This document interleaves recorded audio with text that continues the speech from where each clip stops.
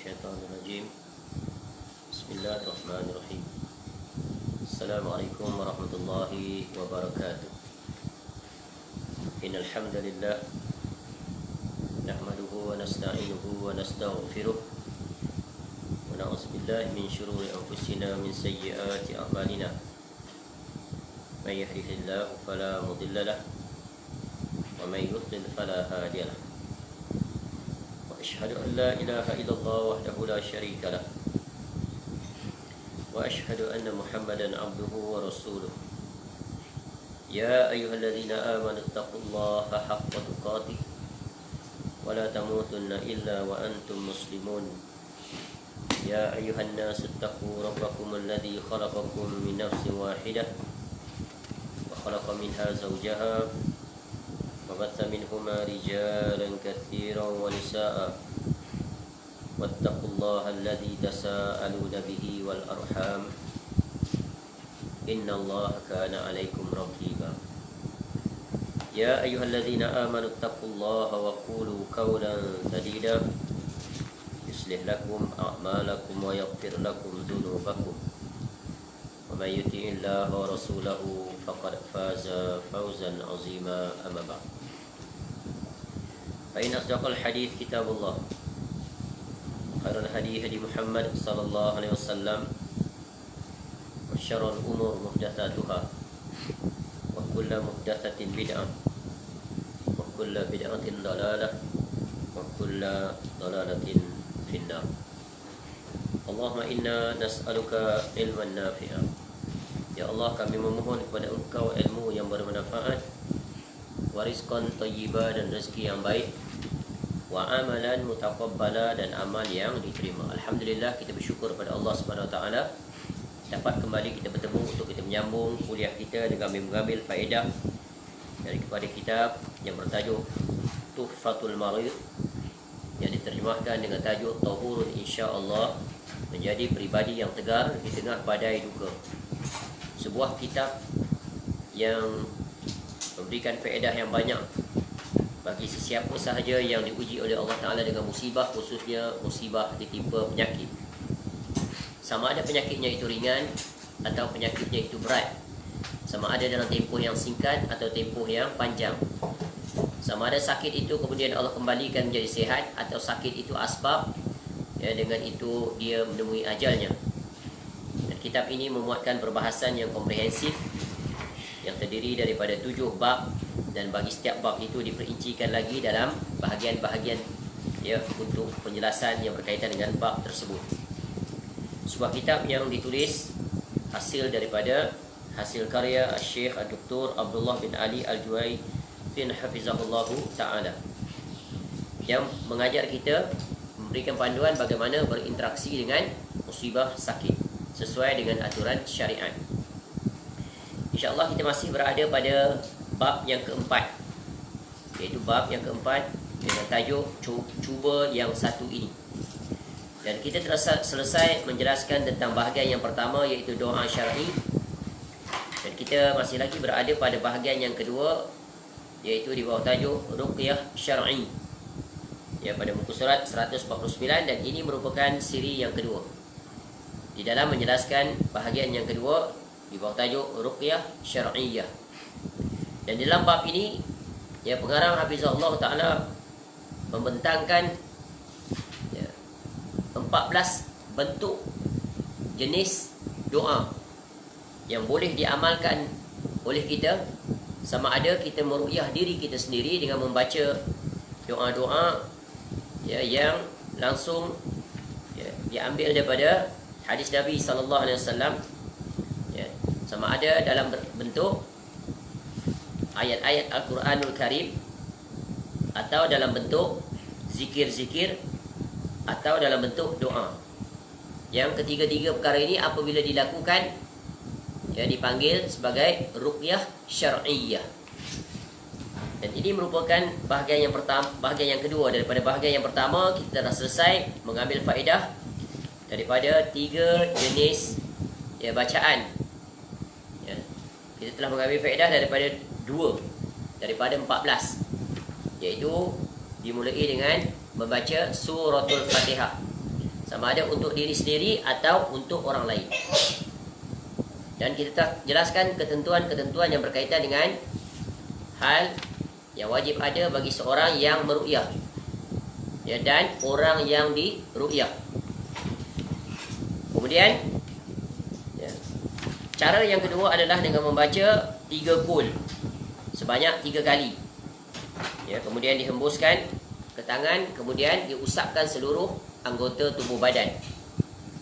InsyaAllah, ya, dengan izin Allah, benarnya tauhid kita kepada Allah, benarnya pengharapan tawakal kita kepada Allah, dengan menyandarkan kepada bacaan-bacaan tadi, maka, ya, dengan izin Allah, maka akan disembuhkan. Sebab itu ada di antara orang yang tersembuhkan dengan cukup sekali saja membaca Fatihah kepadanya, tak perlu lagi membaca yang lain-lainnya. Seperti mana yang telah dikisahkan tentang hadis Nabi SAW, ya, bagaimana, ya, tentang riwayat, ya, kisah para sahabat Nabi SAW yang meru'yah, ya, pemuka satu kaum, sebagaimana yang dilakukan, ya, maka dia sembuh asbab dibaca suratul Fatihah, ya, akibat kena sengatan kala jengking. Yang kedua adalah kisah salah seorang sahabat Nabi SAW meru'yah orang yang menderita sakit gila, ya, sakit mental, sehingga terpaksa dirantai dengan besi, diikat kakinya, ya, sebab mengganggu orang lain. Bahkan orang gila boleh membawa pada tahap yang paling kronik, berbahaya, boleh membunuh orang. Ini berlaku. Baik, itu adalah 2 cara yang menduduki ranking paling awal yang mudah, semua orang boleh melakukannya. Baik, sekarang kita masuk cara yang ketiga. Muka surat 156 di bawah tajuk mengusap anggota tubuh yang sakit dengan tangan kanan sambil membaca doa. Ini cara yang ketiga. Jadi daripada 14 cara ni kita boleh lakukan, sama ada secara keseluruhannya atau kita boleh memilih mana-mana yang kita ingat, ya, dan yang terbaiknya kita menghafal seluruhnya. InsyaAllah dengan menghafalnya kita mempraktikkan untuk diri sendiri, maka dengan itu kita boleh menggunakan nanti ketika-ketika di mana memerlukan, ya, dan itu asbab menjadi kebaikan bagi kita, ya, dan agar dengan itu kita boleh membantu sesiapa saja yang menghadapi musibah sakit, sama ada orang itu kita kenali atau orang itu tidak kita kenali, ya. Masya Allah, ini satu perkhidmatan, satu pekerjaan, ya, satu amalan yang sangat agung, ya. Apabila apatah lagi dengan keikhlasan kita ketika meru'yah, dia diberikan kesembuhan. Sungguh ini perkara yang sangat menggembirakan, ya, dan itu merupakan bentuk realisasi kita terhadap salah satu daripada sabda Nabi SAW yang pernah kita sebut beberapa kali, tentang seorang lelaki datang bertemu dengan Nabi SAW, lalu dia bertanya 2 soalan. Ya Rasulullah, ayun nasi ahabbu ilallahi ta'ala wa ayyul a'mali ahabbu ilallah. Ya, wahai Rasulullah, ya, siapakah manusia yang paling dicintai oleh Allah Ta'ala? Kemudian dia tanya yang kedua, dan apa pula amalan-amalan yang apabila dilakukan olehnya mendapat kecintaan daripada Allah? 2 soalan yang sangat agung, sangat besar, iaitu untuk meraih cinta Allah, ya. Lalu jawab Nabi SAW, ahabbun nasi ilallahi azza wa jal anfa'uhum linnas, iaitu manusia yang paling Allah cinta adalah mereka yang memberi manfaat kepada orang lain. Sebagaimana pernah kita sebut sebelum ni dalam bentuk perumpamaan. Jadilah seperti, ya, sebiji benih dibuang ke laut menjadi pulau, dibuang ke darat menjadi gunung. Adanya menggenapkannya, tiadanya mengganjilkan. Adanya, ya, menceriakan situasi, tiadanya dicari-cari, pemergiannya ditangisi. Inilah dia orang yang memberi manfaat. Dia ibarat sekuntum bunga, bukan hanya menjadi tarikan seekor 2 kumbang ataupun lebah, tapi ribuannya datang kepadanya untuk mengambil manfaat daripada keharumannya, madu yang ada padanya. Maka jadilah seperti itu, ya, hendaklah kita berada di mana pun kita mendatangkan manfaat, ya, jangan mendatangkan mudarat. Jangan jadi seperti ya perumpamaan ada tiada serupa sahaja. Bahkan kalau tak ada lagi bagus. Alhamdulillah, sujud syukur. Kenapa? Ada menyulitkan, mendatangkan masalah dan seumpamanya. Ya. Jadi jadilah orang yang bermanfaat. Ya. Orang yang bermanfaat ini bagaimana? Itulah dia soalan yang kedua. Apakah yang dia lakukan sehingga dia itu disebut sebagai orang yang bermanfaat, sehingga mendapat kecintaan daripada Allah Subhanahu Wa Taala.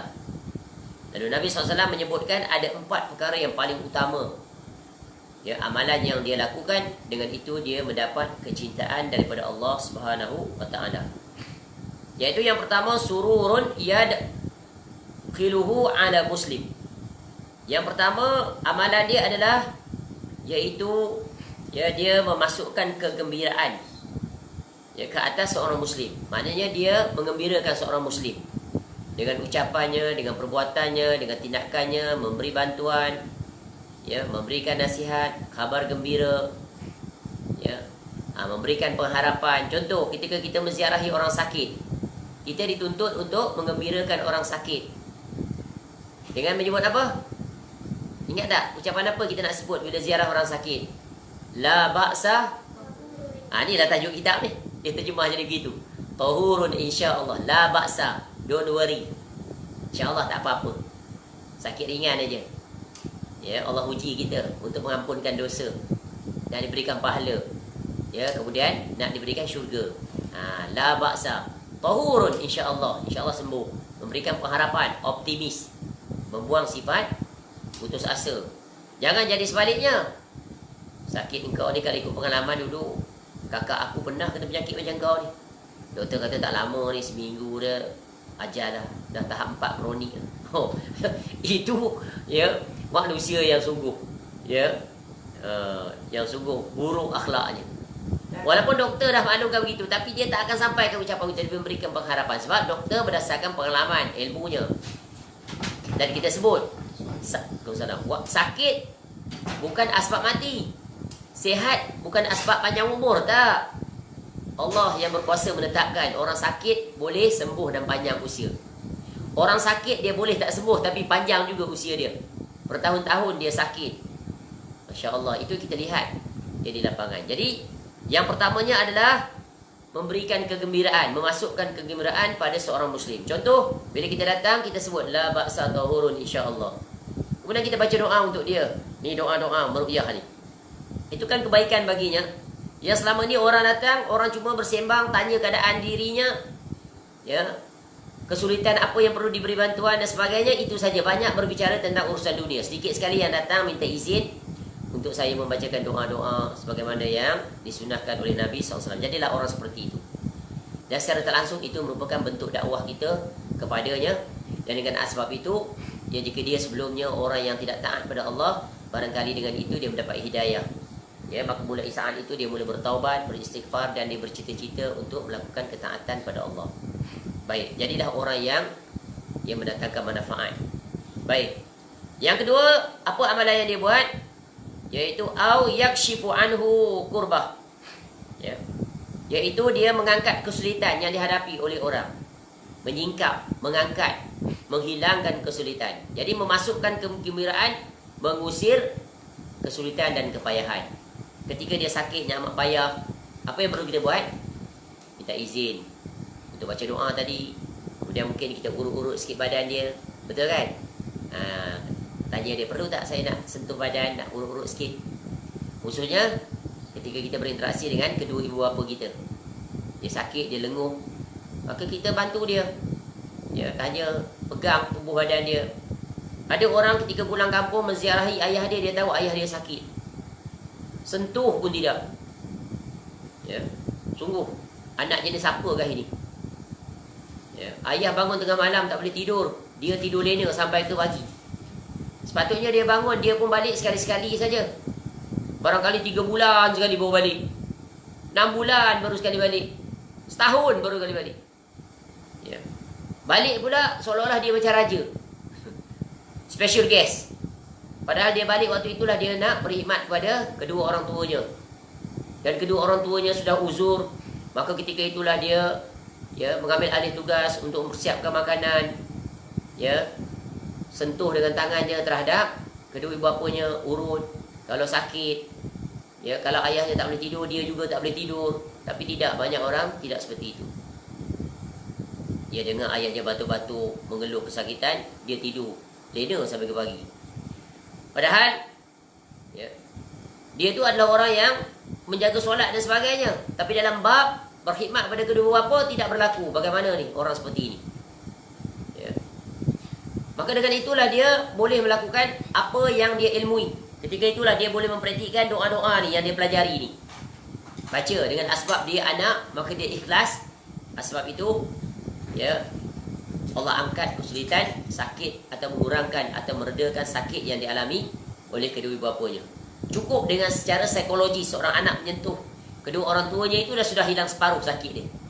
Dia dalam hatinya merasakan nikmat anak aku, Masya Allah, beri ya perhatian, ya, merasai kesulitan dan kepayahan. Baik. Kemudian yang ketiga apa?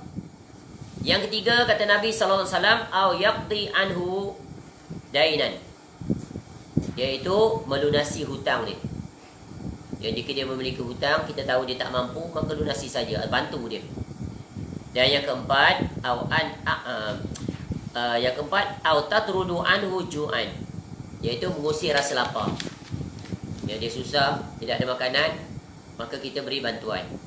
Dan ini 4 amalan yang sangat besar sehingga mendapat kecintaan daripada Allah Subhanahu Wa Taala. Dan amalan meruqyah seseorang ini masuk dalam, ya, salah satu daripada 4 perkara tadi.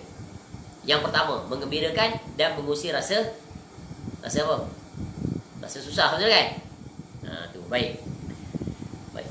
Jadi amalan yang ketiga adalah mengusap anggota tubuh yang sakit dengan tangan kanan sambil membaca doa. Doanya adalah azhibil ba'sa Rabban nas washfi anta syafi la shifaa illa shifauka shifaan la yughadiru saqama. Hilangkanlah sakit ini, wahai Rabb seluruh manusia. Sembuhkanlah ia kerana engkaulah yang maha memberi kesembuhan. Tiada kesembuhan melainkan kesembuhan darimu, kesembuhan yang tidak menyisakan sakit apapun. Maka doa ni adalah untuk hilang total sakit yang dialami. Nampak tak? Tu dengan doa saja. Ya. Ketika mana katakanlah dia sakit, ketika itu hospital jauh, klinik pun jauh, duduk di kampung ataupun emergency case, maka langkah yang paling cepat kita buat adalah dengan berdoa. Ya, kerana kita langsung minta kepada Allah. Dia Asy-Syafi, dia yang mendatangkan sakit. Sakit tak akan berlaku secara kebetulan. Ya, dia berlaku di atas ketentuan takdir. Lihat betapa indah dan betapa berkesannya doa ini. Ya, sehingga doa ini di dalamnya terkandung bab yang berkaitan mentauhidkan Allah dari kesempurnaan Allah dari sudut ar-rububiyah. Allah yang maha menyembuh, Allah yang mendatangkan sakit, ya, yang maha memberikan kesembuhan. Ya, dari Aisyah radhiyallahu anha, dia berkata, apabila ada seseorang mengadukan sakit kepada Rasulullah sallallahu alaihi wasallam, ya, beliau mengusap bahagian tubuhnya yang sakit itu dengan tangan kanan beliau sallallahu alaihi wasallam sambil berdoa doa ini. Jadi ini tengok ni. Ketika orang mengadu sakit kepada kita, contoh kita balik kampung, ayah, mak mengadu sakit, apa yang boleh kita buat? Ini dia. Berapa ramai kita buat seperti ini? Jadi hafal doa ini. Yep. Usap di tempat yang sakit, contohnya sakitnya di belakang. Ketika kita mengurut, tak payah baca mentera, serapah, jambi, bagai-bagai. Ini dia. Ya, sambil kita mengurut, tetapi jangan urut-urut, baca. Ya. Azhibil ba'sa Rabban nasi washfi anta syafi la shifaa illa shifauka shifaan la yughadiru saqama. Ikut baca. Ya, ini bila kita, sebab ya, ini adalah untuk orang lain. Ya, untuk diri kita juga ada nanti. Ya, untuk diri kita dan untuk orang lain ada bentuk doa itu untuk orang lain seperti ini. Mengusap anggota tubuh sakit. Ikut, tengok muka surat 156. Adhibil ba'sa, baca. Rabban nas washfi anta syafi la shifaa illa shifa'uka. Tu. Ya. Shifa'an la yughadiru saqama. Azhibil ba'sa rabban nas washfi anta syafi. La shifa'a illa shifa'uka. Shifa'an la yughadiru saqama. Ini kali yang kedua kali ketiga Kita baca 3 kali. Azhibil ba'sa rabban nas washfi anta syafi. La shifa'a illa shifa'uka. Shifa'an la yughadiru saqama. Tu ka tu untuk lelaki, kalau perempuan ki lah. Kalau senang matikan terus. Ila shifa'uk. Ya, anta syafi. Cuba baca Ruwaisa doa tu. Rabban nas washfi anta syafi la shifa'an illa shifa'uka shifa'an la yughadiru saqama. Baik. Jadi Ibnu Qayyim rahimahullah menyebutkan tentang ruqyah ini. Bacaan ruqyah ini mengandungi unsur tawassul kepada Allah dengan kesempurnaan rububiyahnya. Ya, tawassul itu adalah berperantara. Ini adalah tawassul yang disyariatkan. Sebab ada tawassul yang dilarang, ada tawassul yang berbentuk bid'ah yang boleh membawa kesyirikan, maka dilarang. Ya, bertawassullah dengan apa yang disyariatkan oleh Allah Ta'ala. Jadi doa ini padanya mengandungi kesempurnaan rububiyah Allah Subhanahu Wa Ta'ala. Iaitu Allah dia maha penyembuh. Dia yang memberikan kesembuhan. Ini adalah af'al Allah. Iaitu makna tauhid rububiyah adalah iaitu mengesakan dalam seluruh perbuatan Allah Subhanahu Wa Ta'ala. Kesempurnaan rahmatnya yang memberikan kesembuhan. Ya, Allah maha luas rahmatnya, maka dia memperkenankan permohonan hambanya. Sebab kita dah sebut sebelum ni, Allah dia malu apabila hambanya mengangkat tangan memohon kepadanya, kemudian dia tidak memperkenankannya. Maka Allah dia maha memperkenankan doa hamba-hambanya. Apatah lagi ketika hambanya berada dalam kesulitan, kesempitan dan sangat berhajat untuk meraih apa yang dia minta. Namun demikian Allah dia maha mengetahui tentang hikmah-hikmahnya. Terkadang Allah melambatkan permohonannya. Terkadang Allah tidak memberikan memakbulkan permohonannya di dunia, tapi Allah simpan untuk negeri akhirat. Dan di kebanyakan situasi Allah menyegerakan, iaitu berkenan terhadap permohonan hamba-hambanya. Baik. Dengan demikian, bacaan ruqyah ini mengandungi unsur tawassul kepada Allah dengan pengakuan atas keesaannya, kebaikannya dan rububiyahnya. Maka sebab itu mustajabnya doa seseorang adalah pokoknya dengan keikhlasan dan tauhidnya yang benar kepada Allah. Menunjukkan seorang hamba ketika dia memohon kepada Allah, dia tidak menyandarkan kepada kehebatan dan kemampuan dirinya. Dia tidak tertipu dengan amalan-amalan yang dia lakukan, dengan statusnya. Sebagai seorang ustaz, tuan guru, tok syekh, alim. Tidak. Sebagai seorang hamba yang sangat berhajat kepada Allah. Supaya dengan itu murni tauhid dia tidak tertipu dengan tipu daya syaitan. Dan orang juga tidak tertipu dengan dirinya. Baik, ini kaedah yang sangat penting. Begitu juga orang yang diruqyah hendaklah membetulkan kembali position themselves in term of pergantungan juga kepada Allah. Sama-sama dua pihak berusaha untuk menghampirkan takarubnya kepada Allah dengan pergantungan sepenuhnya, menyerahkan diri, tunduk, taat, patuh dalam mentauhidkan Allah dari sudut ar-rububiyah dan al-uluhiyah dan al-asma' was sifat. Sempurna imannya, maka dengan asbab itu Allah turunkan rahmatnya dengan diangkat musibah dia. Cukup dengan doa seperti ini. Masya Allah. Tapi yang berlaku sebaliknya kenapa? Kerana imannya masih terpalit dengan banyaknya perkara-perkara yang menjadi hijab, tertutup. Sebab itu kita dah belajar sebelum secara ringkas, dalam bab berdoa ada aturan, ada etikanya. Baik. Itu adalah bentuk yang ketiga. Ya, hafalkan dia. Azhibil ba'sa rabban nas washfi anta syafi la shifaan illa shifauka shifaan la yughadiru saqama. Yang keempat, yaitu mendoakan sebanyak 3 kali bagi kesembuhan orang sakit. Ya, terhadap orang sakit. Sebagaimana yang dilakukan oleh Nabi SAW terhadap Sa'ad bin Abi Waqqas radhiyallahu an ketika beliau menjenguknya. Nabi SAW satu hari menziarahi salah seorang sahabatnya, Sa'ad bin Abi Waqqas radhiyallahu an. Nabi SAW baca apa? Bismillahi arqika min kulli syai'in yu'zika min syarri kulli nafsin aw aini hasidin. Allahu yashfika bismillahi arqika. Bismillahi arqiq min kulli syai'in yu'zik min syarri kulli nafsin aw ainin hasid. Allahu yashfik bismillahi arqiq. Dengan nama Allah, kata Nabi SAW, aku meruqyah engkau dari segala sesuatu yang menyakitimu, dari kejahatan setiap jiwa atau kejahatan pandangan yang dengki. Semoga Allah menyembuhkan engkau dengan nama Allah, aku meruqyahmu. Ini doa yang sangat efektif. Apa yang diajar oleh Nabi SAW semua sangat berkesan. Ya, menyandarkan permulaannya dengan basmalah, bismillah. Ya, dengan nama Allah, arqika, aku meruqyah engkau.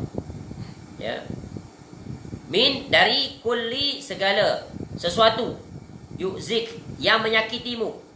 Ni sakit dari jurusan menyakiti engkau. Min syarri kulli nafsin, dari kejahatan setiap jiwa. Yang kedua, au aini hasid, iaitu yang ketiga, kejahatan pandangan yang dengki. Ini penyakit ain. Kemudian ini disebut satu-satu. Sumber punca kejahatan datang daripada mana? Menyebabkan musibah sakit. Dari segala sesuatu yang menyakiti engkau. Ya, menyakiti kita tu, sakit kita tu barangkali datang daripada 3 jurusan. Sakit apa? Ingat lagi sakit apa? Sakit fizikal, dalaman dan luaran. Yang boleh disebabkan oleh aturan makan minum. Boleh juga disebabkan aturan kehidupan, atau disebabkan oleh kejahatan yang datang daripada luar. Menerusi apa? Kejahatan sihir, dan pelbagai lagi. Atau sakit yang ditimpakan kita disebabkan kita kemalangan, jatuh dan seumpamanya. Atau sakit, kejahatan dari sudut sakit jiwa, gila, stres, tension dan seumpamanya. Dan sifat-sifat tercela, penyakit-penyakit mazmumah, dan penyakit ruhiyah, kerasukan, ain, hasad dan seumpamanya. Jadi ada 3 perkara disebut. Ini adalah di antara perkara yang mendatangkan sakit. Kejahatan setiap jiwa atau kejahatan pandangan dengki. Nanti akan ada perbahasan tentang ain ini, sebab dia sangat komprehensif. Sehingga orang-orang yang terlibat di dalam hal yang berkaitan dengan ruqyah syar'iyah, mereka menulis banyak kitab, banyak buku. Maka hendaklah kita mencari tahu dan membeli buku-buku tersebut. Tapi pastikan buku-buku yang ditulis itu adalah buku-buku yang bersandarkan dalil Quran dan Sunnah, dan menggunakan kaedah-kaedah yang diajar oleh Nabi SAW. Ini perlu ketelitian. Jadi perlu bertanya kepada yang ahlinya. Jangan asal beli. Kerana dijual di kedai-kedai itu macam-macam buku dia. Tengok mentera, rajah-rajah, azimat dan sebagainya. Ini membawa kepada kesyirikan. Baik. Jadi baca doa ini. Baca kepada orang tersebut. Dia nak baca perlahan ke kuat? Sederhana. Biar dia dengar. Datang dekat pada dia, baca. Bismillahi arqika min kulli syai'in yu'zika min syarri kulli nafsin aw ain hasid. Allahu yashfika. Bismillahi arqika. Kalau bagus, sebut maksud dia, bagi dia mendengar. Dia faham, betul kan? Kemudian kalau ada masa, ceramah sikit, bagi dia pemahaman. Supaya benda tu masuk dalam diri dia, maka dia bergantung pada Allah. Menerusi doa tadi. Bukan dia bergantung pada kita ni, yang meruqyah dia. Oi, ustaz dah ubat aku dah ni, InsyaAllah sembuh. Dia sandar pada ustaz. Tak, ni sandar kepada Allah. Kita sama-sama berusaha. Baik, ikut baca doa ni. Bismillahi arqika min kulli syai'in yu'zika Min syarri kulli nafsin aw aini hasid. min syarri kulli nafsin aw ainin hasid. Allahu yashfika. Allahu yasbika. Bismillahi Bismillahi arqika. Itu hidup ke hujung. Tak apa. Nanti kita matikan, kita tengok teks, kita boleh. Okay, apa yang kita sampaikan ini semua boleh dirujuk kepada di dalam Facebook tu. Ya, dari photoshoot dia. Boleh ambil di situ, nanti baca. Ulang-ulang, mula praktik untuk diri sendiri. Lama-lama kita akan ingat insya-Allah. Sebab ilmu yang berkaitan dengan ruqyah ni dia jarang kita praktik, betul kan? Jadi bila kita praktik baru kita ingat. Macam solat jenazah lah atau pengurusan jenazah. Jarang sekali nak uruskan orang mati, tiba-tiba orang yang paling dekat dengan kita meninggal. Tu panik sikit lah. Ya, buka balik kitab. Tapi sebelum tu dah hafal, maka nak ingat semula. Ya, bagusnya kita simpan dalam handphone kita. Bila nak ruqyah orang tak ingat, buka, betul kan? Tulis. Ya. Type, savekan dia dalam bentuk PDF, simpan dalam handphone. Nanti kita dah ada aturan ini. Ya. Jadi senang. Kalau kita tak ingat, kita boleh baca. Dan yang terbaik kita hafal dan kita praktikkan bila menziarahi orang sakit. Kalau kita berprofesion di hospital lagi senang. Akhirnya jadi setiap kali kita akan beruqyah pesakit kita. Khususnya ya, orang-orang yang sakit di hospital, umat Islam itu. Ajar dia secara tak langsung kita berdakwah. Sebenarnya tugas doktor dan nurse jururawat ni besar dia. Besar dari sudut apa? Menginsafkan pesakit tu supaya kembali kepada Allah. Maka sungguh satu dosa jika dia tidak mengingatkan pesakit dia, khususnya pesakit yang tak solat. Ini banyak berlaku di hospital. Ya, nurse datang bukan kejut untuk solat. Dia datang kejut untuk makan ubat. Itu yang utamanya. Memang betul lah. Tapi ingatkan dia, Makcik, dah subuh dah makcik. Ya, makcik nak solat tak? Saya boleh bantu. Ya, saya tolong tayamumkan atau saya tolong wudukan makcik. Makcik solat begini arahnya. Waktu dah sampai. Ini sepatutnya wajib. Bukan hanya dari sudut pengubatan fizikal dia je supaya sihat. Tak. Batin dia juga kena sihat. Imannya. Wahai para doktor. Wahai para jururawat. Wahai pembantu hospital. Wahai sesiapa saja yang bekerja di hospital. Kewajipan kamu sangat besar. Kerana mereka berada pada zon yang sangat kritis. Kalau mereka mati dalam keadaan tidak dinasihati, tidak diberi peringatan oleh kamu, nanti kamu akan bertanggungjawab di akhirat. Allah akan tanya kamu dan dia pula akan tegakkan hujah. Kenapa kamu tak peringatkan aku supaya solat? Kamu je yang solat, aku tak. Padahal ketika itu aku memerlukan nasihat daripada kamu. Macam mana nak melepaskan diri? Sebab pada hari akhirat itu semuanya menjadi musuh bagi kita. Ya. Jangan orang jauh, orang dekat dengan kita menjadi musuh. Anak, isteri semua jadi musuh kita ketika itu. Sebab apa? Masing-masing nak menyelamatkan diri. Ketika itu nafsi-nafsi dah. Ya. Ayah menjadi musuh bagi anaknya, anak menjadi musuh bagi ayahnya, begitulah seluruhnya. Sebab masing-masing nak menyelamatkan diri. Jadi baca doa ini. Ya, 2, 3, 4 dah memadai. Setiap sakit, ya, sebab ramai sangat sakit, kita baca satu sudah yang ringkas yang kita ingat, betul kan? Baca surah Fatihah panjang sangat. 3 kul panjang. Baca doa-doa seperti ini. Ya. Baca. Sebab itu lebih cepat. Terutamanya yang kena penyakit Covid tu. Lagilah aula baca doa ni. Ya. Baca daripada jarak jauh. Daripada dekat tak boleh. Baca. Ya. Hembus. Ya, dengan isyarat daripada jauh. Di mana Nabi SAW mengajar itu. Ya. Baca. Jadi doa ini adalah doa yang kelima, yaitu Bismillahi arqika min kulli syai'in yu'zika min syarri kulli nafsin aw aini hasidin Allahu yashfika Bismillahi arqika. Ya, sungguh kandungannya tengok. Dengan nama Allah, tengok kita bersandar kepada Allah. Aku meruqyah engkau dari segala sesuatu yang menyakiti engkau. Sakit tu kan penyakit, betul kan? Sakit, tak tahan, sesak.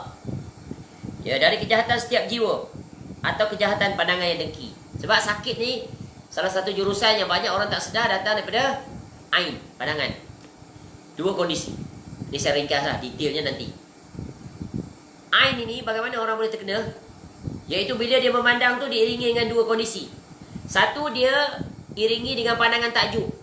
Tanpa dia menyebut kebesaran Allah. Contoh dia lihat, comelnya baby ni. Dia tak sebut Masya Allah ke, Allahu Akbar ke, Subhanallah. Hebatnya anak kau. Ya, tiap-tiap tahun nombor 1 je pelajar termelang lagi. Itu chances besar nak kena ain. Sebab dia takjub. Ini banyak berlaku. Tiba-tiba anak tu jadi seorang yang pemalas. Tiba-tiba je. Tiba-tiba jadi murung. Ya, tiba-tiba macam-macam. Tiba-tiba drop prestasi dia. Boleh berlaku. Atau satu lagi, ini. Memandang dengan pandangan hasad, dengki. Dengki, dendam, marah. 3 ni. Dia pandang tu dengan pandangan marah. Maknanya dia iringi dengan niat. Maka jika orang itu ketika itu ditakdirkan kena, dia tidak ada pertahanan, kena dia. Dan ini banyak berlaku. Kadang-kadang kita pergi satu kedai, ada satu kisah itu. Dia pergi ke kedai nak beli barang, tengok, tuan kedai dia tengok semacam. Kemudian dia bawa makanan itu ke cashier, dia tanya berapa harga ni? Sekian-sekian. Oh, mahal lah, saya tak jadi beli. Dia tengok marah. Kita kata depan dia, mahalnya. Dengan asbab perkataan itu, dia tengok dengan renungan yang tajam, barangkali dalam hatinya membebel ataupun dia menyebut. Kemudian dia pun pergi keluar. Itu ketika itu berlaku di satu tempat, stesen kereta api. Lalu dia pun beli teh panas. Teh panas. Lalu dia naik kereta api, train, untuk satu perjalanan ke tempat. Ya, ketika dia meletakkan di tepi itu, entah macam mana tiba-tiba dia tersentuh, seorang tersentuh, jatuh merumpah kaki dia. Habis melecur kakinya. Nampak tak? Jadi kalau kita faham tentang bab ain ni, kita boleh relate. Kenapa jadi demikian? Rupa-rupanya bila kita membaca hadis Nabi SAW, barangkali tadi, ya, ain, pandangan yang hasad, dendam, marah, ketika itu takdirnya kena manusia tadi. Dan banyak kes-kes diceritakan demikian. Kalau kita mempelajari buku tentang, ya, hal yang berkaitan dengan ain, ya, Masya Allah, tebal-tebal buku ditulis, ya, berserta dengan case study, contoh-contoh di lapangan yang sangat banyak, ya.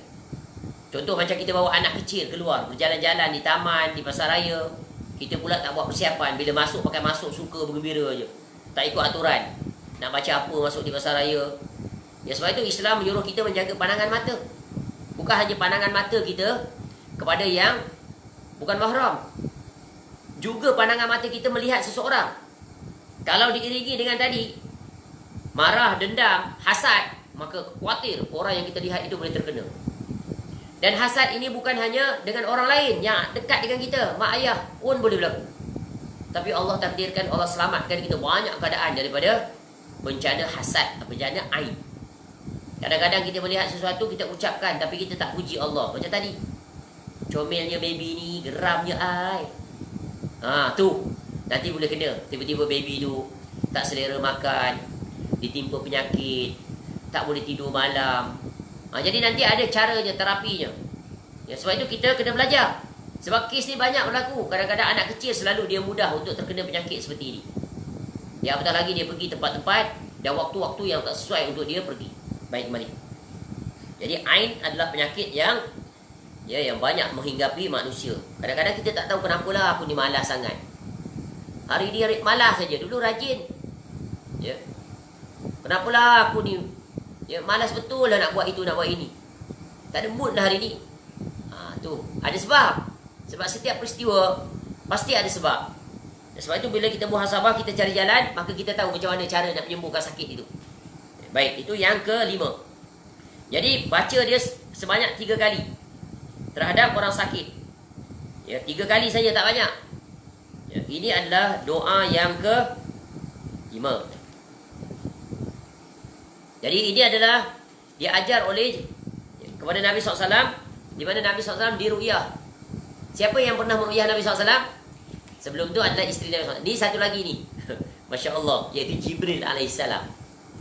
Ya, daripada Abu Sa'id al-Khudri radhiyallahu anhu, dia berkata, pernah satu ketika Jibril alaihissalam mendatangi Nabi SAW dan bertanya, wahai Muhammad, benarkah engkau sakit? Lalu beliau SAW bilang, ya. Lalu Jibril alaihissalam meru'yah beliau dengan membaca, dengan nama Allah aku meru'yahmu. Ini dengan tadi ni.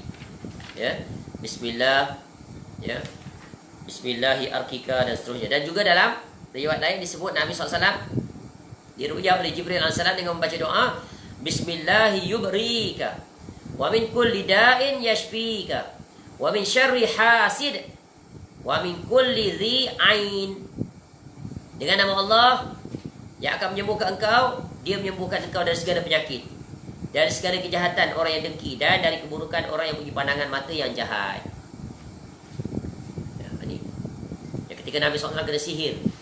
Maka malaikat datang melihat kondisi Nabi SAW, dan mereka meruqyah Nabi SAW. Ini contoh. Jadi ini di antara doa yang hendaklah kita berusaha untuk menghafalnya. Ya, tak panjang, sederhana aja, pendek. Ya, pilihlah mana-mana yang kita mampu menguasai. Jadi bismillahi yubrika wa min kulli da'in yashfika wa min syarri hasid wa min kulli dhi aini. Ya, ikut bismillahi yubrika wa min kulli da'in yashfika wa min syarri hasidin wa min kulli dhi ain.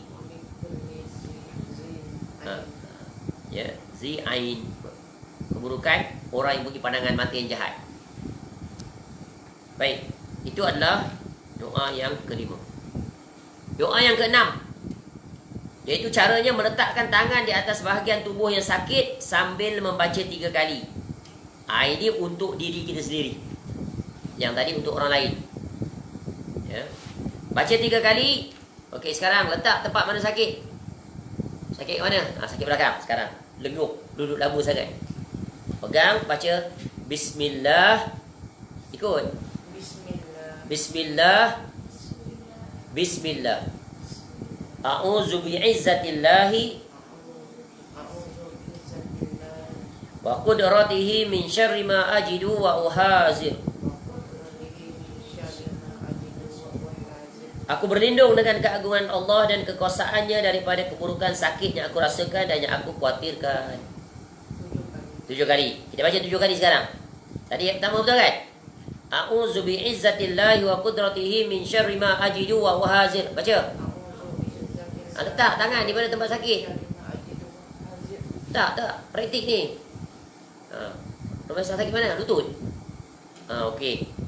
Baca lagi yang ketiga, a'udzu bi'izzatillahi wa qudratihi min syarri ma ajidu wa uhazir.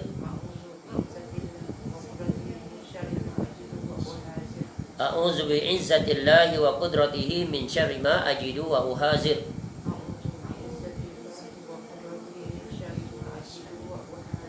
Yang keempat tu kan? A'udzu bi'izzatillahi wa qudratihi min syarri ma ajidu wa uhazir. Yang kelima.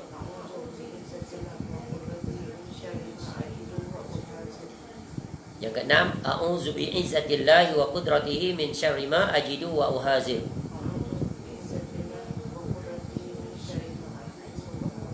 Yang ketujuh, a'udzu bi'izzatillahi wa qudratihi min syarri ma ajidu wa uhazir. Aku berlindung dengan keagungan Allah dan kekuasaannya dari keburukan sakit yang aku rasakan dan yang aku khawatirkan. Ingat tak kisah kena gigit dengan lipan, dia kan? Pegang, rasa ada sengat, dia cabut, pegang di situ. Baca bismillah, bismillah, bismillah. A'udzu bi'izzatillahi wa qudratihi min syarri ma ajidu wa uhazir 7 kali. Sebab itu untuk menambahkan keberkesanannya ialah diiringi dengan pemahaman. Faham? Ya, a'udzu, aku berlindung. Dia ta'awuz. Ya. Sebab tu kita sebut sebelum ni ada 3 bentuk permohonan kepada Allah. Isti'anah, isti'azah, istighatsah. Isti'anah meminta permohonan umum. Minta kepada Allah apa saja yang kita nak. Isti'azah khusus memohon perlindungan daripada segala kejahatan, dari musibah yang khusus. Istighatsah memohon kepada Allah agar diangkat segala kesulitan. Dia spesifik. Faham? Hampir sama tapi fokusnya spesifik. Kalau isti'anah memohon pertolongan, bantuan daripada Allah, sama ada perkara yang baik untuk berbuat atau menjauhkan diri daripada perkara yang mendatangkan keburukan, mudarat. Sebab itu kita dituntut untuk melakukan apa saja dimulakan dengan Bismillahirrahmanirrahim atau cukup Bismillah sahaja. Contoh ta'awuz ni kan, dimulakan dengan Bismillah saja. Sebab tu Bismillah dengan Bismillahirrahmanirrahim sampai sedetail itu, terperinci seperti itu. Ya, Allah Ta'ala ajar kita. Dalam kes ni kamu cukup baca Bismillah saja, jangan baca sampai habis. Dalam kes ni kamu baca sampai habis. Bismillahirrahmanirrahim. Tengok ni. Ni satu bentuk baca bismillah. Inilah dinamakan basmalah. Kalau baca penuh dia panggil tasmiyah. Contoh bismillah di mana? Makan. Nabi SAW baca bismillah saja, bukan bismillahirrahmanirrahim. Menyembelih, tak baca bismillahirrahmanirrahim Allahu Akbar, tak. Bismillah Allahu Akbar. Masuk tandas, bismillah a'udzubika minal khubsi wal khaba'ith. Ni doa sakit ni, khusus ni untuk diri sendiri. Bismillah, bismillah, bismillah. Jangan duk mana-mandai, aku tak puas hati ya, bismillah saja. Bismillahirrahmanirrahim. Ya. Kalau kamu tak puas hati, tentu Nabi SAW lebih utama daripada kamu. Tapi Nabi SAW cukup mengajar dengan bismillah, dengan nama Allah. Ya, aku berlindung, memohon perlindungan khusus daripada apa? Ya, daripada keburukan sakit yang aku alami, yang aku rasai, atau yang aku khawatirkan. Sakit memang mengkhawatirkan, betul kan? Bila sakit, apa yang kita khawatirkan? Takut mati, atau mendatangkan kesakitan yang amat sangat yang tak tertahankan. Betul, banyak orang yang diuji macam COVID tu. Ya, pengalaman mereka itu yang dipanjangkan usia, sempit dada. Bayangkan orang di antara sakit yang paling menyeksakan apa? Susah bernafas. Betul kan? Cukup resedung tu pun sudah. Ya, sumbat sana sumbat sini, ya Allah. Ya. Orang kena penyakit asma, pakai inhaler lagi tu. Sedut, kesian, susah. Macam orang mati lemas. Ya. Oksigen tak boleh masuk, habis dah oksigen. Ya. Penuh dengan air pula. Seksa tak? Seksa, nampak macam dia sedang berjuang, bergelut dengan kematian. Dalam keadaan yang sebab apa? Dia sekat oksigen. Mati seperti itu. Ya, Masya Allah. Memang sakit. Ya, mati ketika mana? Betul, oksigen tu nikmat Allah yang sangat agung. Nikmat dari dulu sampai sekarang tak perlu dibayar. Kecuali orang yang hospitalized perlu bantuan oksigen. Nanti keluar bil datang. Masya Allah. Nikmatnya Allah bagi pada kita dapat oksigen free. Ya. Lihat betapa besarnya tumbuh-tumbuhan yang ada di sekeliling kita. Nampak? Malam tumbuh-tumbuhan keluar apa? Oksigen ke karbon dioksida? Keluar oksigen tu kan? Tu sebab tu tumbuh-tumbuhan ni sumber oksigen. Ya, siang dia keluarkan apa? Karbon dioksida. Masya Allah, tu belajar tentang fotosintesis dan sebagainya dalam ilmu biologi. Allah jadikan tidak sia-sia. Ya, dan Allah bagi kita ya kemampuan untuk meneroka rahsia ciptaan Allah Subhanahu Wa Taala. Baik. Tentang doa yang keenam ini dikisahkan bahawa satu ketika Utsman bin Abil As radhiyallahu an mengadu sakit di salah satu anggota tubuhnya kepada Rasulullah sallallahu alaihi wasallam. Sakit itu sudah dideritanya sejak dia masuk Islam. Lama dah. Maka Rasulullah SAW pun mengajar kepadanya, ya, da' yadaka 'ala alladhi ta'allama min jasadik wa qul bismillahi thalathat. Ni doa tadi. Letakkan tangan engkau di bahagian mana tubuh anggota engkau yang sakit dan ucapkanlah. Ini kita doktor jururawat lagi. Di samping dia tu ruqyah sakit tu, dia pun barangkali tak mampu nak ruqyah semua, betul kan? Ajar setiap sakit tu. Sebab tu bagus dibuat satu buku kecil. Buku kecil, ya. Alangkah bagusnya kalau ada orang yang menulis tentang ini, Masya Allah. Barangkali ditulis sebuah buku ringkas, panduan untuk orang sakit merawat diri sendiri. Doa-doa ini, buat satu buklet, minta Yayasan Busra cetak. Banyak-banyak. Nanti edar di mana? Hospital. Edar di surau-surau. Dapat pahala tak? Masya Allah. Buat buku kecil. Busra dia pakar buat buku kecil. Ya. Barangkali nak cetak buku kecil tu barangkali RM5,000, dapatlah berapa ribu buku. Khusus tentang doa-doa. Ini kan menghidupkan satu sunnah. Ini di antara sunnah yang mati di kalangan orang sakit. Di hospital khususnya. Semata-mata bergantung kepada perubatan fizikal itu. Ya. Ini kita kena pastikan doktor yang Muslim mereka mempraktikkan dua-dua sekali. Dan inilah yang lebih utama sebab bergantung kepada Allah. Asbab medikal itu adalah mengikut spesialisasi. Kita tak ada orang terpisahkan daripada akidah, daripada bergantung hanya kepada benda, asbab berusi ubat-ubatan dan kepakaran doktor. Tak, kita mesti sandarkan dia kepada Allah. Dan Allah mengajar kita kaedah yang paling cepat, paling pantas, gratis ya Pak, enggak perlu bayaran apa-apa. Dengan berdoa, dengan berzikir, dengan apa? Dengan membaca ayat-ayat Quran. Nah ini barangkali apa yang dipaparkan di sini kita boleh ringkaskan dalam bentuk adab, etika untuk meraih kesembuhan langsung daripada Allah Subhanahu Wa Taala menerusi ruqyah syar'iyyah. Satu, kaedahnya meruqyah diri sendiri. Satu, orang lain meruqyah untuk diri kita. Bila bergabung dua perkara itu, dibantu lagi dengan rawatan daripada para doktor yang pakar itu, sebab itu kita meraih kesembuhan dari dua jurusan. Jurusan jasadiah dan rohaniyah. Maka tamam, sempurnalah kebergantungannya kepada Allah Subhanahu Wa Taala dan mengambil sebab menerusi jalan usaha manusia. Masya Allah. Ini di antara perkara yang perlu dihidupkan, khusus di hospital-hospital, rumah sakit. Begitu juga orang-orang yang merawat orang lain ketika dia menziarahi dan sebagainya. Baik. Jadi dalam riwayat lain disebutkan, kemudian lanjut disebutkan Utsman radhiyallahu anhu berkata, lalu aku pun membaca doa tersebut sebagaimana yang diajarkan oleh Nabi SAW, sehingga kemudian Allah menghilangkan rasa sakitnya aku derita selama ini. Sejak saat itu aku selalu memerintahkan keluargaku dan yang lainnya untuk membaca doa tersebut. Dia persoalan tentang ruqyah ni, masalahnya ramai orang tidak yakin. Ya ke? Betul ke baca dia boleh sembuh? Dan ramai pula orang yang bila baca dandan nak sembuh. Itu dua perkara kesilapan yang berlaku.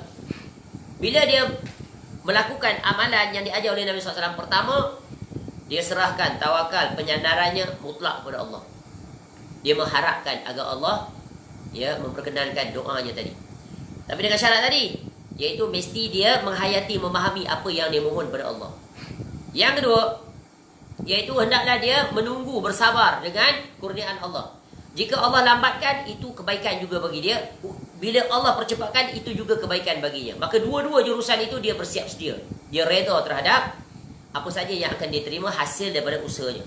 Jika lama, maka dia berbaik sangka dengan Allah. Dengan itu dia tidak mendapat lagi kesembuhan. Masih belum dapat, tapi dia dapat apa? Dapat kedekatannya dengan Allah. Sebab dia sentiasa ingat pada Allah. Dengan membaca ini maknanya dia ingat pada Allah. Dia ada roh yang dia memohon dan roh yang mendengar. Dan lagi satu, dia mendapat ganjaran-ganjaran yang telah kita sebut pada bahagian yang pertama, iaitu pada bab yang pertama tentang hikmah dan manfaat di sebalik sakit. Ketika mana kita dijelaskan tentang beberapa manfaat, hikmah dan manfaat di sebalik sakit, yang kemudiannya nanti akan datang tajuk setelah itu tentang sakit adalah anugerah dan nikmat daripada Allah. Apa tidaknya mengajar kita erti kesabaran, mengajar erti redha, pasrah, tunduk, tawakal. Ini menunjukkan mendekatkan kita kepada Allah. Yang kedua, menghapuskan dosa dan kesalahan. Akibat kita redha dan sabar. Yang ketiga, iaitu dicatat sebagai kebaikan dan diangkat darjat. Sebab sakit salah satu sebab yang mengungguli sebab-sebab yang lain. Barangkali kita tidak diangkat darjat di sisi Allah disebabkan oleh amal ibadah kita yang wajib, tapi Allah angkat disebabkan oleh kesabaran kita menghadapi derita sakit. Kemudian faedah lain adalah sebagai penyebab masuk syurga, dijauhkan dari neraka, dan asbab Allah kembalikan kita kepada Allah sebagai bentuk peringatan. Ini. Jadi ini adalah betapa besarnya faedah di dalam kita berdoa. Dengan doa-doa yang sabit, sahih daripada Nabi SAW dalam perawatan bagi orang-orang yang diuji oleh Allah Ta'ala dengan sakit. Walaupun sakit itu kecil, sakit kecil aja, luka kecil, tetap dia menggunakan kaedah yang diajar oleh Nabi SAW. Tengok ni. Setakat ini kita dapati bahawa kita sendiri boleh melakukannya tanpa memerlukan bantuan orang lain. Betul kan? tanpa bersusah payah nak pergi jumpa ustaz itu, ustaz ini. Ya, kita sendiri boleh meruqyahnya. Sebab itu pentingnya kita belajar. Masalahnya sekarang kita tidak mau belajar. Kita menyerahkan agama pada orang lain. Padahal setiap orang bertanggungjawab dan dia memiliki kemampuan. Sikit-sikit ustaz, sikit-sikit tok imam, sikit-sikit ya tok Siap, tok Bilal. Kita ni Allah beri dah. Tengok Nabi SAW mengajar kepada para sahabat untuk merawat diri sendiri. Ya, Masya Allah. Jadi mulakan dulu dengan diri kita. Kemudian kita minta bantuan orang lain bila ada kesempatan. Tak perlu nak bersusah payah. Boleh faham? Tu. Kemudian cara yang ketujuh yang diajar oleh Nabi SAW, iaitu orang yang meruqyah. Ni ya, maknanya kita bagi dua. Satu, kita meruqyah diri sendiri. Sekarang orang meruqyah kita. Jadi semua orang boleh menjadi peruqyah. Boleh jadi roki, pengubat, boleh. Ya, tu. Tengok, tak payah pergi kursus pun. Ya, baca kitab ni, belajar. Ya, mudah saja. Ada pun perincian tu nak digabungkan dengan perkara-perkara lain seperti terapi herba dan sebagainya, itu perlu pengkhususan, perlu belajar.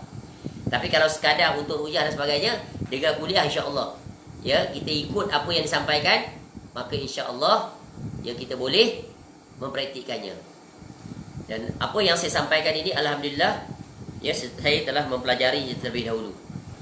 Ya, di antara guru yang terawal yang telah mengajarkan kepada kami tentang ruqyah syar'iyah ini adalah, ya, guru yang pertama yang memperkenalkan tentang ruqyah syar'iyah ini adalah, ya, Al-Ustaz Al-Fadhil Abu Faruq Rasul bin Dahri hafizahullah ta'ala. Masya Allah.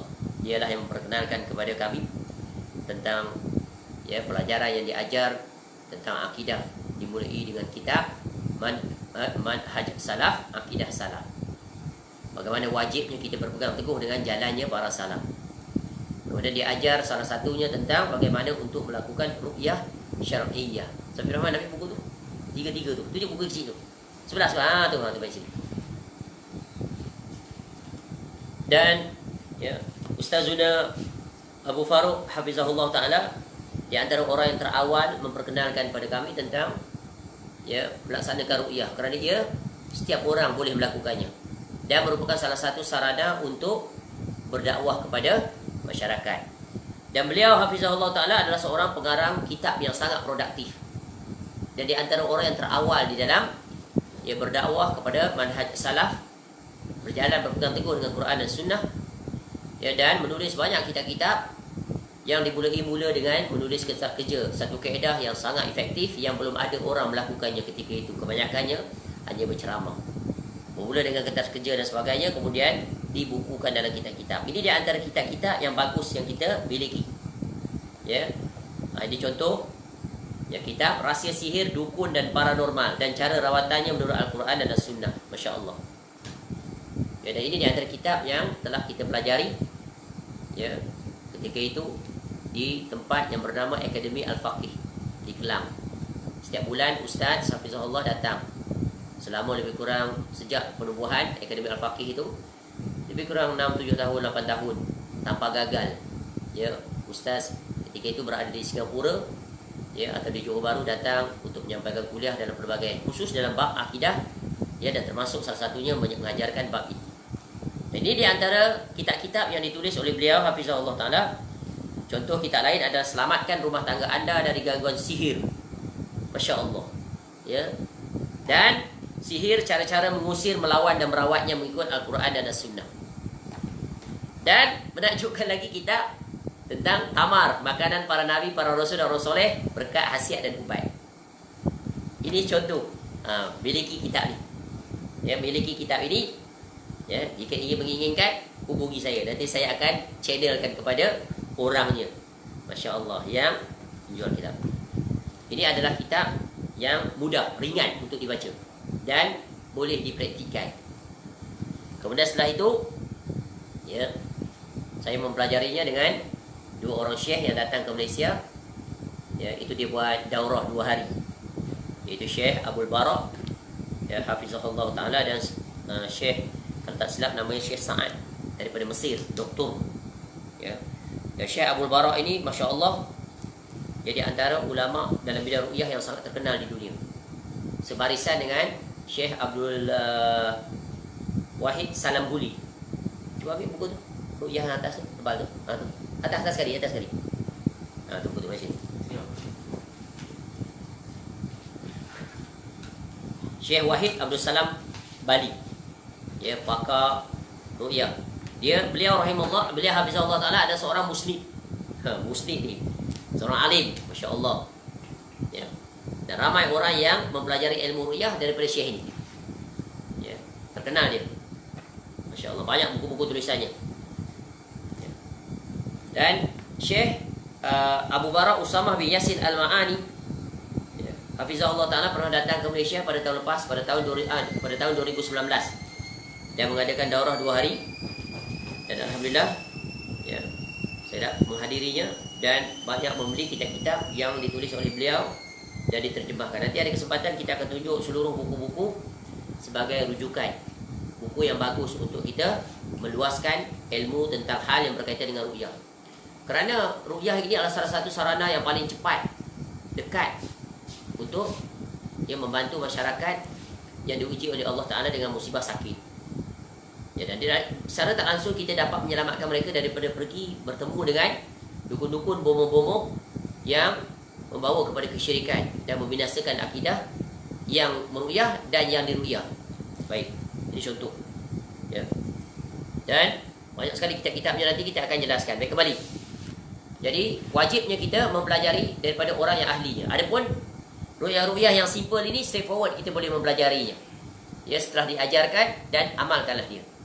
Baik, jadi doa yang ketujuh adalah, iaitu caranya orang yang akan meru'yah itu meludah air liurnya, meludah liurnya ke jari. Ke jari, ludah kita ni. Kemudian ditempelkan jarinya ke tanah. Dia ke tanah. Kemudian meletakkannya pada tubuh yang sakit. Sakit gigi. Ya, pergi keluar rumah, tanah yang bersih. Kan dia, kemudian letak di gigi. Tak kisahlah kat mana tempat sakit, betul kan? Sakit gigi. Dia buat macam mana ni? Ya. Kemudian baca Bismillah. Bismillah juga. Kemudian Turbatu Ardina. Turbah, tanah. Dengan nama Allah, inilah tanah dari bumi kami. Biriqati ba'dina. Ya. Diruyah ni dengan air ludah ni. Ya. Yushfa bihi saqimuna biizni rabbina. Indah susunan ni. Ya. Dengan nama Allah, ini adalah tanah dari bumi kami, yakni yang dicampur dengan ludah kita tadi. Ya, salah seorang dari kami. Melalui perantaraannya akan disembuhkan orang yang sakit di antara kami dengan izin Rabb kami. Tengok ni, tanah kan, kita asal daripada tanah. Tanah ni mengandungi banyak hikmah kalau dikaji dari segi komposisinya. Cuba tengok dalam bab taharah, pengganti air apa? Tanah. Debu tanah. Sebab tanah tu bersih dia. Ya. Tayamum dalam bab taharah lah, dalam bab bersuci. Kalau tak boleh mandi junub nak buat apa? Mandi apa? Ha? Apa tayamum? Nampak tak? Jadi taharah itu, ya, boleh digantikan bila tidak ada air dengan bertayamum. Tapi ramai orang tak tahu macam mana nak bertayamum. Padahal tayamum tu tak sampai seminit. Ya. Tepuk saja. Ya, tepuk, sapu muka, pergelangan tangan. Dah, selesai. Kalau di mazhab Syafi'i, tepuk 2 kali. Tepuk yang pertama, sapu muka. Tepuk yang kedua tempat lain pula. Tak boleh dekat, nanti mustakmal, pecah air. Baru daripada siku ke depan. Tapi kalau mengikut riwayat yang sahih daripada hadis Bukhari kalau tak silap, Nabi SAW memperagakan tepuk sekali saja. Muka, selesai sekali, terus ke sini. Gelangan, naik, ke sini, sapu, dah. Tapi sebelum tu ketuk dulu. Kalau tempat yang kita tepuk itu apa? Berpasir, berbatu. Sebab apa kena ketuk? Nanti batu-batu lekat, sapu habis, berjalan muka. Kekal parut selama-lamanya. Masya Allah. Okey, ikut doa ni. Bismillah. Bismillah. Turbatu ardina. Turbatu ardina. Biriqati ba'dina. Biriqati ba'dina. Yushfa bihi saqimuna biizni rabbina. Saqimuna biizni rabbina. Bismillah. Bismillah. Turbatu ardina. Turbatu ardina. Biriqati ba'dina. biriqati ba'dina yushfa bihi saqimuna yushfa bihi saqimuna Sakimuna biizni biidzni Rabbina bismillah bismillahi turbatu turbatu ardina ardina biriqati ba'dina biriqati ba'dina yushfa bihi saqimuna yushfa bihi saqimuna biizni rabbina. biidzni rabbina. Boleh hafal tak? Senang. Baca orang biasa tak dengar?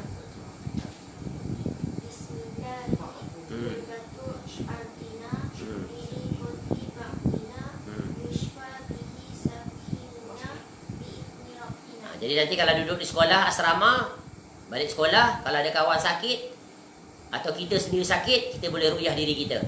Jangan panik, jangan khawatir, jangan gusar. Bergantung pada Allah. Faham?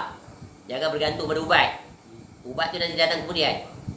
Kalau dah sakit di asrama, sebelum nak pergi klinik, kita baca. Nanti tulis dalam buku. Buku nota bawa balik sekolah. Atau bawa balik buku ni. Bawa sekali. Nanti boleh ajar kawan-kawan. Kalau ada kawan sakit, pening kepala, migraine, kau pegang kepala. Baca bismillah, bismillah, bismillah. A'udzu bi'izzatillahi wa qudratihi min syarri ma ajidu wa ahazir. Atau ni. Ya. Atau apa ni yang ni. Tanah ni. Buat sendiri. Kita ajar dia untuk self cure. Kalau dia tak mampu, dia sakit tak tahan sangat, kita ajar. Jadi dua-dua pihak. Ya. Aisyah radhiyallahu anha menceritakan bahawa apabila ada seseorang mengadukan sakitnya kepada Rasulullah SAW atau terdapat luka nanah atau luka pada tubuhnya, maka beliau menempelkan jari tangannya ke tanah seperti ini lalu mengangkatnya sambil membaca tadi. Ya, Sufyan bin Uyainah radhiyallahu an, salah seorang perawi hadis ini, ya, rahimahullah memperagakan hal itu dengan menempelkan jari telunjuk ke tanah lalu mengangkatnya. Tu. Ya. Berkata Al-Imam An-Nawawi rahimahullah ketika menjelaskan makna hadis ini, ya, hadis ini adalah seseorang yang meruqyah mengambil air ludahnya sendiri dengan jari telunjuk, kemudian menempelkannya di tanah sehingga pada bahagian tanah yang menempel, maknanya untuk apa ni? Letak elio tadi supaya tanah tu lekat kat jari. Betul kan? Kemudian jarinya itu diusapkan di bahagian tubuh yang terluka atau sakit sambil membaca doa tersebut ketika mengusapnya. Kita dulu kecil-kecil pakai apa? Daun tu. Daun boleh, sebab daun tu adalah bentuk herba, ubat-ubatan. Dia pun ada khasiat. Ditambah dengan doa.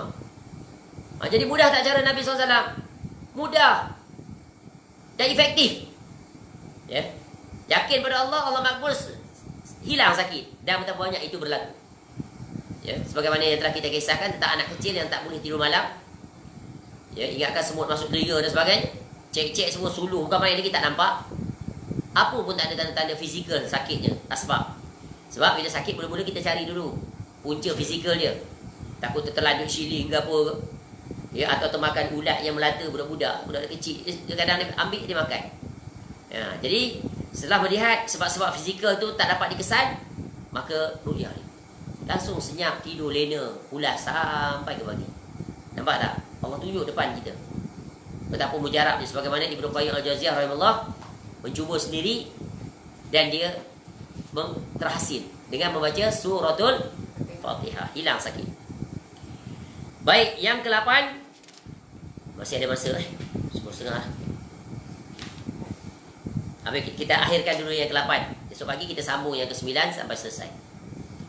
Yang ke-8 membaca doa Allahumma shfi abdaka yang kaulaka aduwan au yamshi laka ila salah. Ya, ila salah. Ya Allah, sembuhkanlah hamba-Mu ini. Ya. Setelah sembuh dia akan menyakiti, mengalahkan musuh untuk atau berjalan untuk menunaikan solat jenazah kerana-Mu.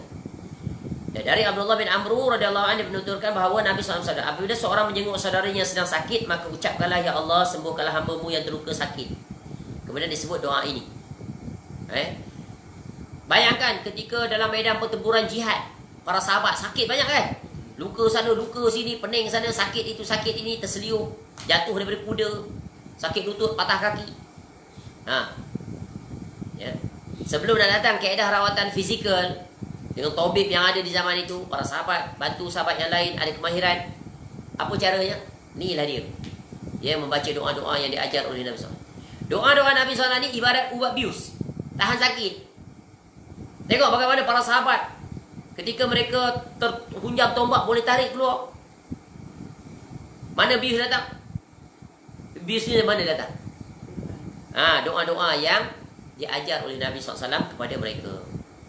Ya, betapa keteguhan dan keyakinan mereka ya sepenuhnya kepada Allah Subhanahu Wa Taala. Baik, kita berhenti pada doa yang ke-8.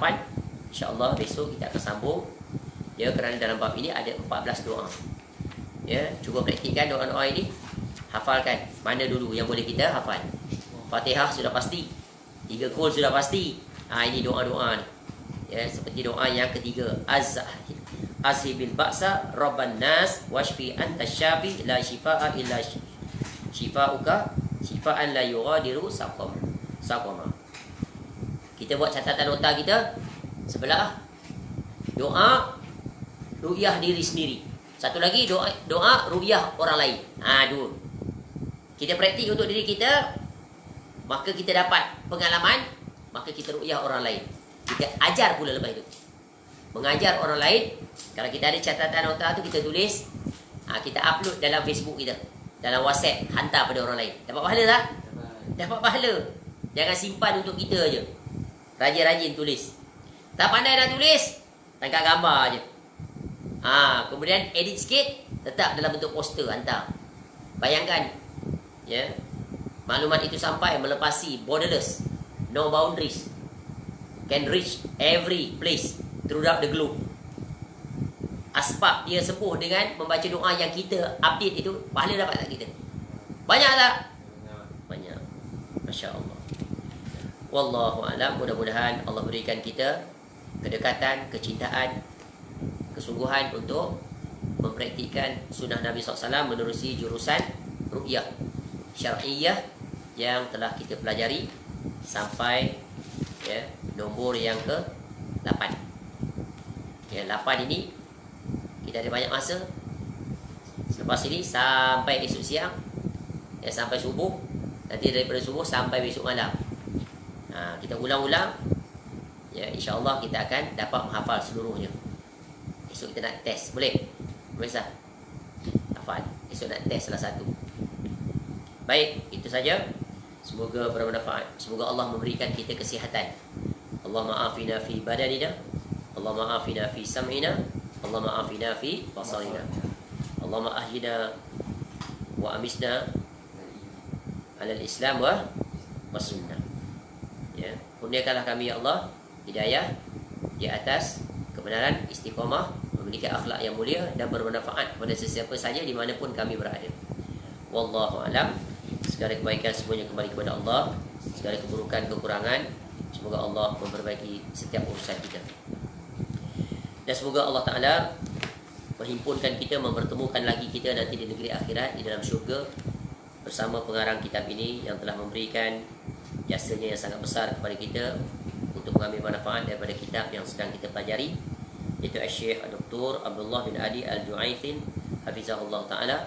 Semoga kesemuanya kita nanti dapat bersama dalam syurga yang sama dengan Nabi sallallahu alaihi wasallam, ma'alladzina an'amta 'alaihim minan nabiyyin was-siddiqin wasyuhada'i was-salihin wa hasuna ulaika rafiqa. Wallahu a'lam. Subhanakallahumma wa bihamdika asyhadu an la ilaha illa anta astaghfiruka wa atubu ilaik. Wassallallahu ala nabiyyina Muhammad wa ala alihi washabbihi wasallam. Wa akhiru da'wana alhamdulillahi rabbil alamin. Assalamualaikum warahmatullahi wabarakatuh.